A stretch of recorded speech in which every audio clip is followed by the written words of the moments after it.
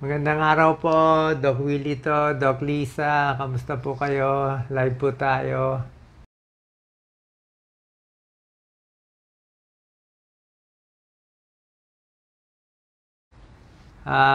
Medyo malakas-lakas tayo today, kaya tayo nagla-live para maliwanagan, di ba? Kasi maraming kasi mga vlogger gumagawa ng mga fake news tsaka real news, natataranta yung mga followers ko. Sasabihin na iba, uy, patay na ata si Doc, hindi pa naman patay si Doc. Yung isa, gumaling na si Doc, nag-miracle na. Ay, mabuti kayo, alam nyo pa, nag-miracle. Alam nyo talaga pag vlogger talaga ganyan eh. Katulad ngayon, lalabas to, mag-uunahan na yung mga vlogger. Gagawa na sila ng fake news para kumita lang konti. Yun lang po kasi talaga eh. Kaya hilong-hilo ang kababayan natin sa tunay at sa hindi tunay. Tayo rin nagpapahirap sa sarili natin. Doc Lisa? Yes, una sa lahat, nagpapasalamat po ako sa pagkarami-rami-raming nagdadasal kay Doc. So siguro yun po yung dahilan bakit lumalakas si Doc dahil sa dasal nyo. Siyempre, pag kayo ang humiling sa Panginoon, papakinggan kayo. Salamat po. Actually, ayoko nga nagdadasal sila sa akin. To be honest, ayoko nagdadasal kayo sa akin. Gusto ko magdasal kayo sa sarili nyo. Magdasal kayo sa anak ninyo, sa kaaway ninyo, sa magulang ninyo. Okay na ako. Isang tao lang naman ako. Diba? Pagdasal nyo na lang sarili nyo. Pagdasal nyo yung kapitbahay nyo. Okay na ako. Lately, condition, bali nasa Singapore tayo. Lagi ko naman sinasabi, kahit nung unang vlog, sinabi ko naman nasa Singapore tayo. Kasi nga, ang tagal nga nung test sa atin. So, nakakalimang linggo na kami dito. May good days, may bad days. Last 2 days, medyo bad days kasi ang isang side effect kasi nung chemo ay titigas ang dumi, parang bato. So, pag parang bato yung dumi mo, fecal impaction, dudugo, para kang manganganak. 2 araw ako walang tulog, mahirap. Okay, tingnan natin ito mga questions. Okay, so yung mga questions, gumagaling na ba si Doc Willie? So hopefully, matapos namin yung cycles of chemo, ganun po ang tawag doon, cycles. So, more or less, sabi nila, mga 6 cycles every 3 weeks. So, that's around 18 weeks. So, nakakaisang buwan na po tayo. Almost, malapit na po. So, mga 3 more months to go. Gumagaling o hindi, walang nakakaalam. Kaya kung may napanood kayo gumaling o hindi gumaling, walang nakakaalam. Pero parang gumagaling. Parang lumiliit. Kasi dati 10 out of 10 ang sakit. Kaya may time 2 out of 10. Pero pag umiri ka naman ng napakasakit, parang 9 out of 10 ang sakit. Tapos less na po yung manas. At saka yung paninilaw ni Doc Willie. Yes, na-lessen na lahat. Nawala na yung paninilaw ko. Namayat na ako ng, I think, 24 pounds. 75 kilos. Ngayon, 64 kilos na lang ako. Nawala na yung paninilaw. Mukhang lumawag. Paano yung inferior vena cava? Hindi na ganun kagalit. Nawala rin yung manas ko, pati yung varicose ko. Ang nawala lang yung buhok ni Doc. Hindi, side effect yun. Sabi nga nung doktor ko, si Dr. Ang Peng Tiam, Singapore doctor, di bali na masira lahat, ulo, mata, tenga, basta patayin niya ang cancer na yan. Kailangan focus siya yung kalaban Siya yung kailangan tanggalin Kaya kita niyo, nangingitim ang kamay ko. Ngitim siya. Pati sa ulo nangingitim. Kasi yung chemotherapy, tinitira niya yung bad cells na mabilis gumalaw, pati rin yung good cells. Kaya sugat-sugat yung mga bibig ko. Mahirap mag-chemo, kaya sabi ko nga, gagawin ko to positive para sa inyo. Nagpapalakas ako para sa inyo, hindi para sa akin. Okay na ako. Kaya yung mga nasa abroad na umiiyak daw, nadidepress, okay lang po yun. Isang buhay lang ako, walang problema. Tayo, 110 million Filipinos, mas kayo inaalala ko. Sasabihin sa akin ng doktor ko, Doc Willie, parang don't think about too much things. Huwag mo isipin yung bayan, problema. Sabi ng doktor ko, your cancer is not play-play. Hindi to laro-laro Hindi to pwede lalaro-laro ka, mag-enroll ka, gagawa ka naman. Hindi to.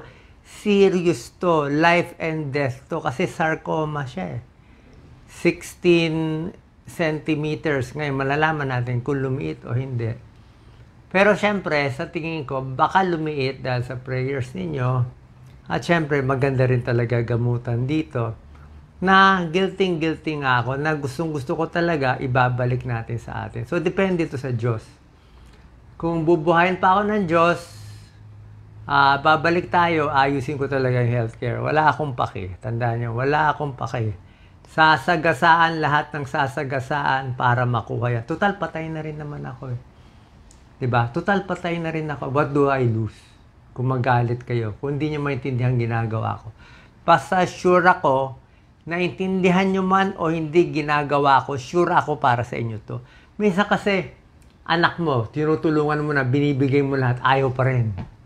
Isip niya, hindi para sa akin to, hindi mo alam, papakamatay na nga magulang mo para sa'yo. Ayaw mo pa rin. Ganyan ang gagawin ko. Kaya kung may nagbabasya, okay lang yan. Kaya tiis lang tayo dito. So, yun lang sa mga fake news na namatay na daw ako o may sinasabi si Doc Lisa na umiiyak ka na, puro fake yun. Para malaman ang tunay na news, dito lang tayo sa page ko, diba? Lalo na mga seniors. Hanapin nyo, Doc Willie Ong, may blue check, tapos may 17 million. Yung mga iba, basta may title ng mga showbiz, chika, entertainment, medyo duda tayo. Tingnan nyo na lang yung mga credible, GMA, ABS, kahit mga anything. Basta yung mga news outlet, mas tunay. Kasi niloloko lang tayo. Kini-clickbait lang kayo, ginugulo ng ulo nyo Tsaka nakita nyo naman ang content ko, ang konti-konti lang. Ako, mag-live ako, 2-3 lang pero ang dami. Diba? Sabi ko naman, pwede nyo gawin, kaya lang, niloloko lang yung tao, kawawa naman Iniikot yung emotion. So, yun po ang plano natin. Yes.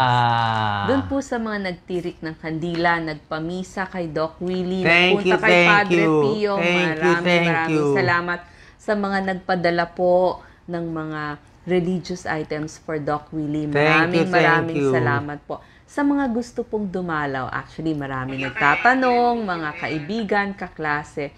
Pag malakas-lakas na po si Doc Willie, ngayon kasi syempre almost every day may injections, may chemo.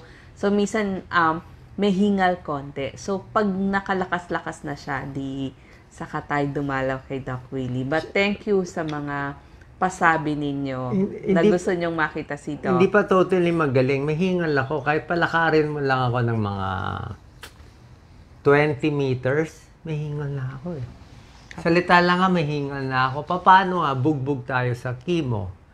Gusto natin palitin yung bukol, di ba? Nilalabanan ng katawan mo.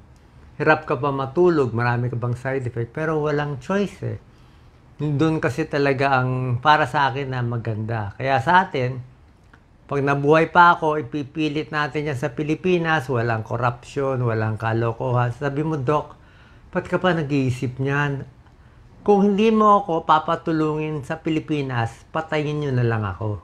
No purpose in life. Mabubuhay ako para saan? Mag-enjoy? Mag-cruise? I don't need it. Sumama na ako sa nanay ko, kung yun lang. Kaya lang ako nandito para tulungan yung 110 million Filipinos na kawawang-kawawa ngayon. Yun lang ang purpose ko. Wala akong pakialam sa politika ng iba. Sarili kong style to. Diretso sa taas, diretso sa Holy Spirit, I don't care about anyone. Sorry Kasi matigas talaga ako ngayon. Pag alam ko tama. Pero pag wala nang buhay, di wala na. Pero so far pa naman, binubuhay pa naman tayo ng Diyos. So habang binubuhay tayo ng Diyos, request ko lang, kung mahal nyo ako, tulungan nyo na lang yung kaibigan nyo, makipagbati kayo sa magulang nyo, makipagbati kayo sa best friend mo na naging kaaway mo. Doon ako masaya. Magbigay tayo ng pera, pagkain doon sa mga pulubi, sa lansangan natin, sa mga overseas worker. Gumawa lang kayo na mabuti. Happy na ako. Okay?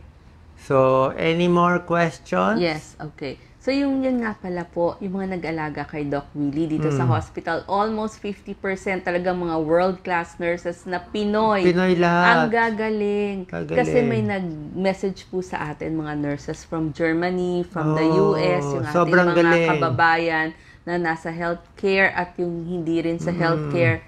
Maraming salamat po sa inyo. So, ang mga questions, yung mga naghahantay, kailan daw ulit mapapanood si Doc Willie. Siyempre, ngayon medyo yung mga lives namin hindi madalas.